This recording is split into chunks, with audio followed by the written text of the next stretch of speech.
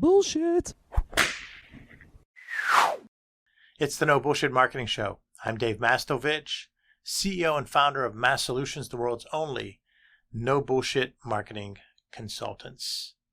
Can micro-influencers help grow my practice? That's what a client said to me the other day. I asked them to tell me more about what they were thinking. Turns out they have teenagers, so they've heard a lot about micro-influencers. We laughed, but it turns out that was a good conversation to have to find out what micro-influencers are and what's great about them, what could they be used for when it comes to marketing for primary care, physician practices, specialists, dental practices, eye doctors, wound care, physical therapists, any type of medical marketing and growing the practice.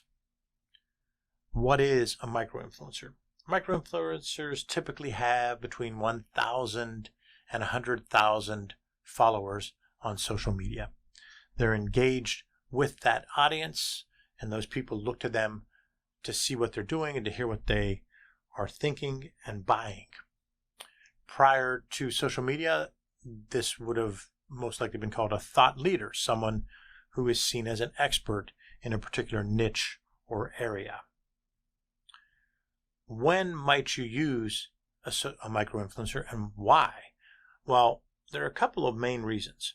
One is they do have high engagement.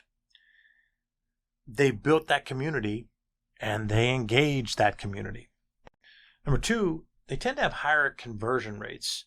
Micro-influencers can be every bit as powerful as online reviews, and we all know how strong online reviews can be to help or hurt a practice. The third reason is budget. Micro-influencers have a community, they have an audience, but it's not so big that they're expensive. It's not so big that they've been able to monetize it and they become beyond the budget of a multi-practice physician office or dental office or whatever. The fourth thing that micro-influencers can do is related to targeting. The micro-influencer has a specific drilled down audience that they know they can engage with and they know a lot about, and you can tend to see who that specific target audience is that you might be able to focus on. So those are some reasons why you might use micro-influencers. That said, there are also a couple main reasons why you might hold off on using micro-influencers. First, it's tough to find micro-influencers on the healthcare side from a healthcare provider, medical practice side. Micro-influencers tend to be on the business to consumer side, where it's products or services that are easy to purchase and easy to review and easy to talk about. And that makes it a little bit harder to find a local or regional micro-influencer on the medical practice side from the dentist practice or physician practices or whatever. The second major thing is it's tough to measure the ROI of a micro-influencer. There's so much uncertainty as to what they bring to the table. Whether you want to try micro-influencers or not, the key is that it can still only be one piece of your overall strategic marketing plan. I recommend 4 other key areas to focus on from a marketing standpoint to grow your practice. The first is similar to micro-influencers in that it's testimonials.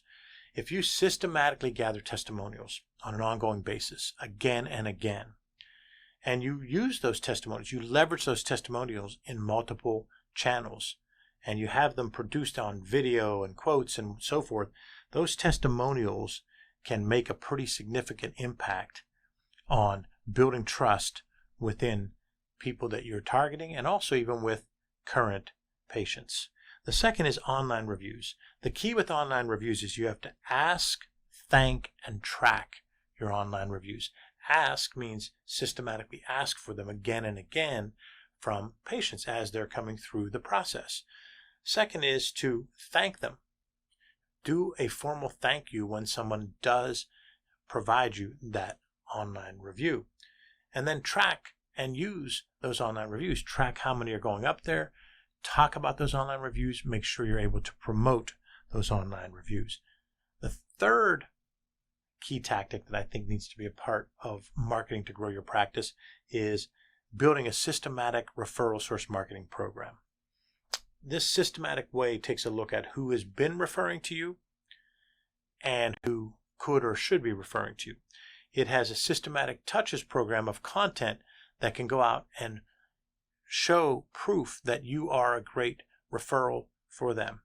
And so it's to have that specific content and specific touches. It's to analyze who the referral sources are today and who they should be. It's to track what happens with referral sources and your touches and your content calendar so you can tweak and enhance over time. And the fourth is that you have to have strategic and memorable storytelling tailored to each of your target audiences. So you say, well, okay, it should be towards patients to grow my practice. Yes, there should be strategic and memorable storytelling specific to patients, current and prospective patients. But you also have to have specific and tailored message for current and prospective referral sources. And finally, employees are going to make or break your reputation. So you need to have specific stories, B2E, business to employee storytelling, to current and prospective employees.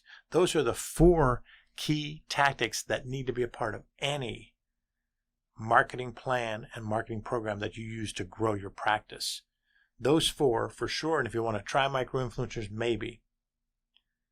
If you want to learn more about how you can market to grow your practice, go to massolutions.biz/healthcare today. Thanks for listening to another episode of the No Bullshit Marketing Show, recorded here in MassSolutions studio in bold, beautiful downtown Pittsburgh, Pennsylvania. Remember, ask yourself, what's the big idea? And build your story around the answer. It's all about bold solutions, no BS.